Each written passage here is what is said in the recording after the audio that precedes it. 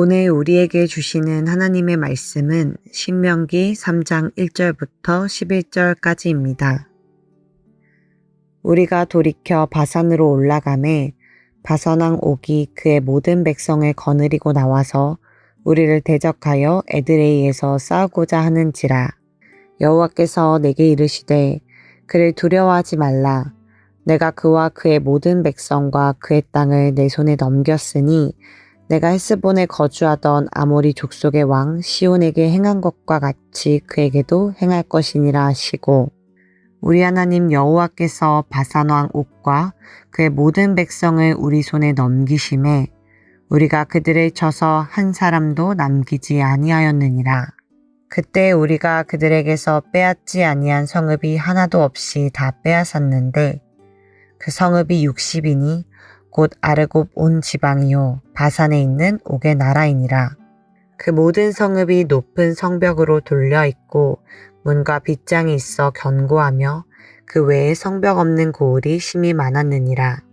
우리가 헤스본 왕 시온에게 행한 것과 같이 그 성읍들을 멸망시키되 각 성읍의 남녀와 유아를 멸망시켰으나 다만 모든 가축과 그 성읍들에서 탈취한 것은 우리의 소유로 삼았으며, 그때 우리가 요르강 이쪽 땅을 아르논 골짜기에서부터 헤르몬 산에까지 아모리 족속의 두 왕에게서 빼앗았으니 헤르몬 산을 시돈 사람은 시륜이라 부르고 아모리 족속은 스닐이라 불렀느니라. 우리가 빼앗은 것은 평원의 모든 성읍과 길르앗 온 땅과 바산의 온 땅 곧 옥의 나라 바산의 성읍 살르가와 에드레이까지이니라. 르바임 족속의 남은 자는 바산왕 옥뿐이었으며 그의 침상은 철 침상이라. 아직도 암몬 족속의 라빠에 있지 아니하냐. 그것을 사람의 보통 규빗으로 재면 그 길이가 9규빗이요 너비가 4규빗이니라. 아멘. 인류 역사상 단일 교회로서 가장 큰 교회가 있습니다. 바로 출애굽 교회입니다. 남자 장정만 60만 명이니 아내와 아이들까지 감안하면 약 200만 명에 이르는 가장 큰 단일 교회입니다. 그런데 이 거대한 단일 교회가 하나님 주신 그 사명, 명령 가운데에 큰 실패를 맞이합니다. 무엇인고 하니 가나안 입성을 실패한 것이지요. 약 200만 명에 가까운 거대한 성도들 가운데에서 여호수아와 갈렙 단 2명만 가나안에 입성하였으니 큰 실패와 큰 슬픔입니다. 그 거대한 출애굽 교회가 가나안 입성에 실패한 요인은 무엇일까요? 바로 교회의 본질을 상실했기 때문입니다. 하나님의 공동체로서 간직하고 지켜야 될 그 중요한 본연의 원리를 상실하였다라는 뜻이지요. 그렇다면 교회의 본질이란 무엇일까요? 다시 말하여 교회의 본질이란 교회의 머리, 곧 교회의 주인이 예수 그리스도이시다. 우리 하나님이 우리 공동체의, 우리 교회의 주인이시다 라고 고백하는 고백과 확신입니다. 일전에 어느 한 교회 청년을 상담할 기회가 있었습니다. 이 청년 마음 가운데 많은 갈등과 어려움과 또 질문들이 있었습니다. 이야기를 듣던 가운데에 문득 이런 질문을 하게 되었습니다. 교회의 주인은 누구라고 생각합니까? 그리고 그 청년의 대답이 충격적이었습니다. 저입니다. 우리가 교회의 주인이지요. 교회에는 심각한 문제가 있는 상황이었던 것이지요. 그런데 슬픈 것은 표현과 그 정도만 다를 뿐 우리들의 삶의 고백들 가운데서도, 우리들의 생각들 가운데서도 이와 큰 차이가 없는 모습들을 발견하게 됩니다. 교회를 떠나고 말고에 결정하는 가장 중요한 기준이 무엇입니까? 나이지요. 교회 봉사를 섬기고 말고의 중요한 결정 기준이 무엇이었습니까? 나인 경우들이 있습니다. 우리가 하나님 주신 이 귀한 예배의 사명 감당하고 감수하며 사수해야 되는데 이것을 할지 말지를 결정하는 중요한 결정 기준이 무엇이었습니까? 나였던 적은 없으신가요? 문제인 것이죠. 그렇다면 출애굽 교회는 왜 이와 같은 교회의 본질과 반대되는 생각과 행동을 반복했을까요? 또한 왜 오늘 우리는 이와 같은 안타까운 본질을 상실하는 모습들을 보이는 것일까요? 이유는 하나입니다. 바로 우리의 죄성 때문입니다. 우리가 가지고 있는 이 죄성 때문에 그 모여있는 공동체라 할지라도 그 몸된 교회라 할지라도 그 죄성으로 말미암아 하나님이 기뻐하시는 일들은 언제나 귀찮아하고 번거로워하며 어렵고 하기 싫어합니다. 그러나 반대로 하나님이 슬퍼하시는 일들, 다시 말하여서 하나님 앞에 범죄하는 일들인 경우이지요. 이들은 즐겁고 재밌고 원하고 자연스럽게 감당하는 경우들을 보곤 합니다. 출애굽 교회가 범한 이와 같은 하나님이 슬퍼하시는 일, 그 교회와 공동체의 본질을 반하는 것이 무엇이었습니까? 하나님 말씀하셨으니 하나님 명령하신 그 땅에 믿음을 가지고 전진해 나아가야 되는데 가데스 바네아에서 하나님의 뜻이 아닌 사람의 뜻, 자기 자신의 뜻, 다수의 뜻, 10지파의 대표들의 뜻을 따라서 하나님 명령하신 그 땅이 아닌 다른 곳으로 갈 것을 결단하고 결정하더라는 것이죠. 그 죄의 결과는 무엇입니까? 가나안 땅에 입성하지 못하게 됩니다. 다른 말로 하면 그들의 믿음 없음으로 말미암아 고백하였던 그 고백의 내용대로 하나님이 성취하시는 것이지요. 그러나 여기에서 하나님의 사랑과 은혜가 등장합니다. 하나님을 반역하며 하나님 주신 그 귀한 공동체의 본질을 상실한 이들이었지만 그리하여서 그 가나안 땅에 입성하지 못하지만 하나님이 거기에서 그들을 끝내시는 것이 아니라 끝까지 그들을 사랑하심으로 약 38년간 가데스 바나에서 친히 훈련하시고 또 연단시켜 가시더라라는 겁니다.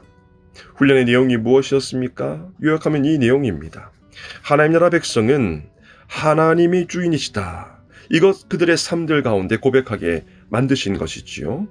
하나님 나라 군대는 만군의 여호와 하나님께서 명령하시면 이유 불문하고 아멘 순종하며 전진한다. 이거 가르치시고 훈련하신다라는 것이죠. 전쟁의 성패는 하나님의 손에 달려 있으니 하나님 군대는 하나님만 바라보며 진군하는 것. 동일하게 오늘을 살아가는 하나님의 거룩한 군대로 하나님의 거룩한 백성으로 부름받은 저와 여러분들에게도 주시는 훈련과 연단의 내용이자 주님 간절히 바라시는 소망의 내용인 줄로 믿습니다. 누가 이 훈련에 참여합니까? 모든 출애굽 백성들이 참여합니다.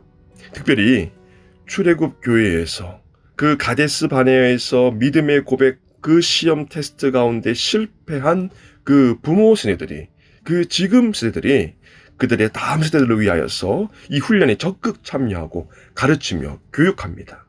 내용인즉 우리가 하나님 말씀 가운데 믿음으로 순종하지 못하여 지금 38년이라는 시간 동안 하나님의 연단과 훈련을 받고 있으니 너희들은 나와 같이 우리와 같이 부모와 같이 할아버지와 할머니와 같이 믿음 없는 신앙의 주인공 되지 말고 오직 하나님 한 분만을 바라보며 그 말씀에 아멘하여 나아가라.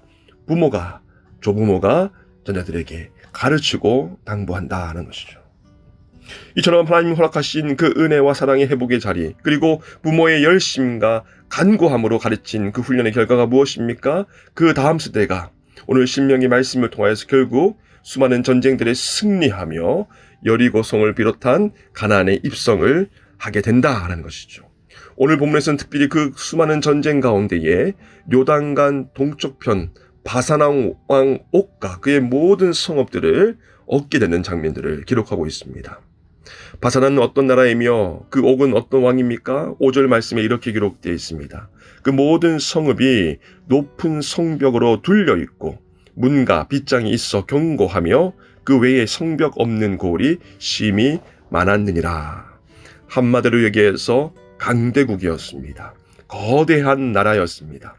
고대 전쟁에서는 성을 지키는 수성전 가운데에 그 성을 빼앗기 위해서는 성을 지키는 군사의 최소 4배 이상의 군사가 있어야 그 성을 탈취할 수 있습니다.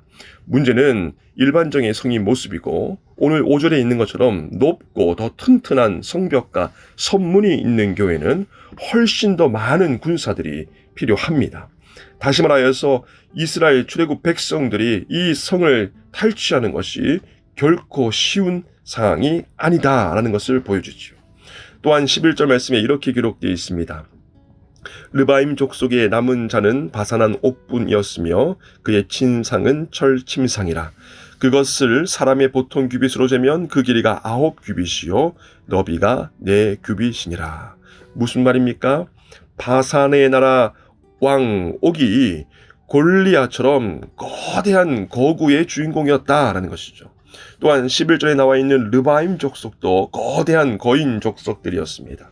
뿐만 아니라 바산한 옥이 사용하였던 침상은 철 침상입니다. 철기 문명을 가지고 있었던 제국 국가였다라는 것이죠. 이 당시 출애굽하던 백성들이 사용하던 것은 청동 무기, 청동 도구들이었습니다. 청동기를 가지고 있는 이 백성들이 철기 문명을 가지고 있는 바산 나라를 싸워 이긴다는 것 불가능한 일입니다. 감히 감당할 수 없는 것이죠. 거대한 신체, 탁월한 무기, 큰 성벽과 많은 성들, 이스라엘 백성들이 결단코 맞설 싸울 수 없는 상대이며 대상입니다. 그러나 하나님 말씀하시니 38년간 훈련된 그 훈련의 연단으로 말미암아 백성들이 아멘하며 순종하며 나아갑니다. 그리고 그 결과가 무엇입니까? 하나님 말씀의 약속대로 예배하신 승리를 그 백성들이 누리게 됩니다.